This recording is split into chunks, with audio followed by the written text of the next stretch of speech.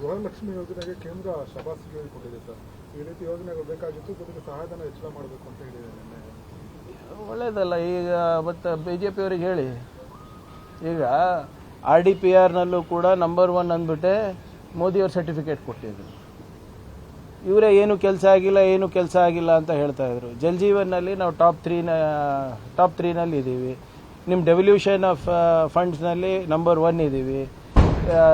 ತೆರಿಗೆ ಕಲೆಕ್ಷನ್ನಲ್ಲಿ RDPRನಲ್ಲಿ ನಂಬರ್ 1 ಇದ್ದೀವಿ. ಗೃಹಲಕ್ಷ್ಮಿ ಯೋಜನೆ ಇರ್ಬೋದು, ನಿಮ್ಮ ಗೃಹಜ್ಯೋತಿ ಯೋಜನೆ ಇರ್ಬೋದು, ಪಂಚ ಗ್ಯಾರಂಟಿಗಳಿಂದ ಒಂದು ಕುಟುಂಬಕ್ಕೆ ಆರ್ಥಿಕ ಸ್ಥಿರತೆ ಸಿಗ್ತಾ ಇದೆ, ಒಂದು ಸ್ವಾಭಿಮಾನದ ಬದುಕು ಸಿಗ್ತಾ ಇದೆ ಅಂದ್ಬಿಟ್ಟು ನಾವು ಹೇಳಿದಾಗ ಇದೇ ವಿರೋಧ ಪಕ್ಷದ ನಾಯಕರು ಬೊಬ್ಬೆ ಹೊಡ್ಕೊಂಡ್ರು ಅಸೆಂಬ್ಲಿನಲ್ಲಿ. ಯಾವುದೋ ಆಕ್ಸ್ಫರ್ಡ್ ಪೇಪರ್ ನಿಮ್ಮವರೇ ಬರೆದಿದ್ದಾರೆ, ಅವ್ರು ಬರೆದಿದ್ದಾರೆ, ಇವ್ರು ಬರೆದಿದ್ದಾರೆ ಅಂದ್ಬಿಟ್ಟು ನಿಮ್ಮ ಬೆನ್ನಿಗೆ ನೀವೇ ಶ್ಲಾಘಿಸ್ತಾ ಇದ್ದೀರಾ, ಹಂಗೆ ಹಿಂಗೆ ಅಂತ ಹೇಳಿದವರು ಇವತ್ತು ಕೇಂದ್ರ ಸರ್ಕಾರ ಹೇಳಿದೆ ಅಲ್ಲ. ಸ್ವಲ್ಪ ದಯವಿಟ್ಟು ಆ ವರದಿ ಅವ್ರಿಗೆ ತೋರಿಸ್ಲಿ, ಬಂದು ಸನ್ಮಾನ ಮಾಡಲಿ, ಟೈಮ್ ಇಸ್ಕೊಡ್ತೀನಂತೆ. ಚನ್ನಪಟ್ಟಣ ತಹಸೀಲ್ದಾರ್ ಅವರನ್ನ ವ್ಯವಸ್ಥೆಗೊಳಿಸಿ ಹಲ್ಲೆ ಮಾಡಿರುವಂತಹ ಒಂದು ಕಂಪ್ಲೇಂಟ್ ದಾಖಲಾಗಿದೆ ಸರ್. ಅವರೇ ಕೊಟ್ಟಿದ್ದಾರೆ ಕಂಪ್ಲೇಂಟ್, ಗಿರೀಶ್ ಅವರು. ಅದು ಈಗ ಗಮನಕ್ಕೆ ಬಂದಿರೋದು ಅದು. So let me verify the facts. ಇನ್ನು ಅದ್ರ ಬಗ್ಗೆ ಇನ್ನು ಹೆಚ್ಚು ಮಾಹಿತಿಯನ್ನು ತರಿಸ್ಕೊಂಡು ತಮ್ಮ ಮುಂದೆ ಬರ್ತೀವಿ. ನಿನ್ನೆ ಕಂಪ್ಲೇಂಟ್ ನಿನ್ನೆ ಕಂಪ್ಲೇಂಟ್ ಕೊಟ್ಟಿದ್ದಾರೆ. ಇಲ್ಲ ಆಗುತ್ತೆ, ಯಾವುದೇ ಇರ್ಬೋದು, ಸಮಯ ತಗೊಳತ್ತಲ್ಲ.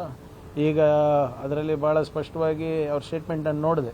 ಕೆಲವು ಸೆಲೆಬ್ರಿಟೀಸಿಗೆ ಯಾವ ನ್ಯಾಯ ಒದಗಿಸ್ಕೊಟ್ಟಿದ್ರೆ ಅದನ್ನು ಏನು 24 ತಾಸಿನಲ್ಲಿ ಆಗಿಲ್ಲ ಅಲ್ಲ. ಈಗ ಮೊನ್ನೆನೂ ಕೂಡ ಒಬ್ಬರು ಚಿತ್ರನಟಿ ಬಗ್ಗೆ AI ದೃಶ್ಯನ ತಾವು ನೋಡಿದ್ವಿ. It took us time, but we will crack it. ಏನೇ ಇದ್ರೂ ಕೂಡ ಎಲ್ಲರಿಗೂ ನ್ಯಾಯ ಒಂದೇ. ಸ್ವಲ್ಪ ಸಮಯ ಆಗುತ್ತೆ, ವಿ ವಿಲ್ ಟೇಕ್ ಆ್ಯಕ್ಷನ್. ಬೆಳಗಾವಿಯಲ್ಲಿ RSS ಪ್ರಚಾರ ಸಭೆ ನಡೀತಾ ಇದೆ. ನಡೀಲಿ, ಅದೇನು ಖಾಸಗಿ ಕಾರ್ಯಕ್ರಮ ಅಲ್ಲ. ಅನುಮತಿಯನ್ನು ಪಡ್ಕೊಂಡಿದ್ದಾರೆ. ಪ್ರೈವೇಟ್ ಫಂಕ್ಷನ್ಗೆ ನಮ್ಮ ಅನುಮತಿ ಬೇಕಾಗಿಲ್ಲ. ಬೀದಿಗಿಳಿದ್ರೆ ಅನುಮತಿ ಬೇಕಾಗ್ತದೆ, ಅದಕ್ಕೆ ಕೇಳಬೇಕಲ್ವಾ. ಈಗ ನಾಳೆ ನೀವು ಒಂದು ದೊಡ್ಡ ಮೆರವಣಿಗೆ ಮಾಡಬೇಕು ಅಂದರೆ ಪರ್ಮಿಷನ್ ಬೇಕಲ್ವಾ. ಅವರು ಮಾಡಿದೆ ಬೀದಿಗಿಳಿದ್ರೆ ಪರ್ಮಿಷನ್ ಕೇಳ್ತಾರೆ. ನಾವು ಅದನ್ನು ಏನೋ ಕಾನೂನು ಸುವ್ಯವಸ್ಥೆ ವಾತಾವರಣ ಅದೆಲ್ಲ ಸರಿಗಿದ್ರೆ ಕೊಡ್ತೀವಿ, ಇಲ್ಲ ಅಂದರೆ ನೀವು ಮುಂದೂಡು ಅಂತ ಹೇಳ್ತೀವಿ. Depends on the local circumstances. Sir, one complaint was filed by the BJP delegation has been adopted that Prime Minister Modi and Mr. Amit Shah should resign, and a thorough probe of the Ram Mandir issue, which you have raised. Sir. Your take. See, forget my take. Why is it that the Congress party is answerable for chanda chori done by RSS, VHP and the trustees? Who's responsible for this? If you have taken credit for the Supreme Court verdict, if you have taken credit for the foundation, if you have taken credit for the Dhwajarohan, if you have taken credit for the Pran Pratishthapan, if you have taken credit for the inauguration, you should also take credit for the chanda chori. Like I said earlier, for them, nation is not first, donation. And where is this money gone? And why have they resigned? The trustees have resigned, right? So that means they are guilty. So they should answer. The Prime Minister again has gone on a tour. Whenever there is tough questions that need to be answered to public, he is out of the country.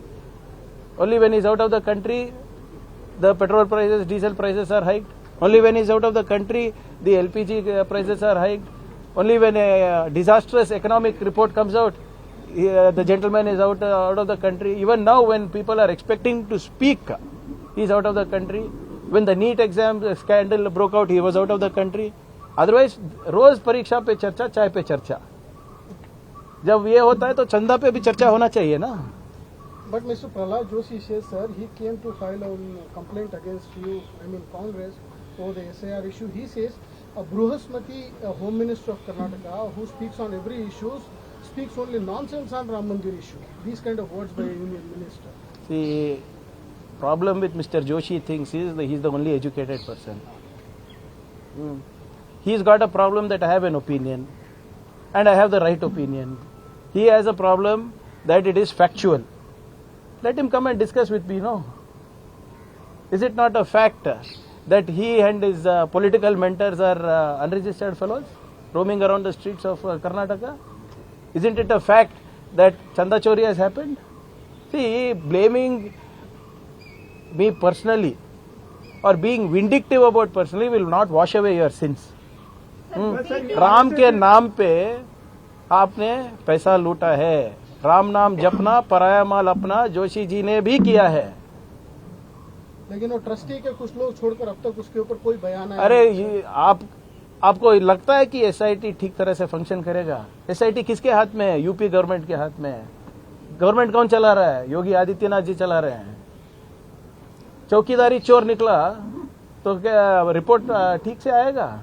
हमको दीजिए, कार्रवाई करके दिखाएंगे। लेकिन प्रहलाद जोशी कहते हैं कि आप बड़े चोर है कांग्रेस, इसीलिए अरे तो अंदर डालो ना। हम स्कैम वो नहीं होने देंगे। अरे कांग्रेस के जैसे स्कैम नहीं होने केंद्र सरकार में कौन है भाई? अभी अमित शाह जी है ना। सरदार पटेल के साहब के बाद सबसे बेहतरीन, सबसे स्ट्रांग होम मिनिस्टर है ना, तो जेल में डालने को बोलिए मुझको। क्यों डर रहे हैं?